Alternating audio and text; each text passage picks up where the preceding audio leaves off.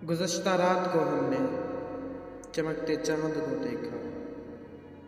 वो नदी के किनारे पर चला जाता था चुपके से। अक्स पड़ता था पानी पर, चमक शफ़ाफ होती थी। जब पहुंचा पास तो देखा वो चंदा था न चांदी थी। मेरे महबूब ने गर्दन मसले मूरत निकाली थी। इसी का अक्स था जिसने पानी को हिलाया था।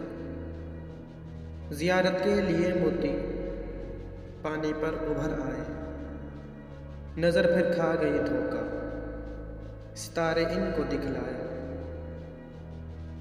नज़र तो फिर नज़र ही है, चंदा भी है घबराया।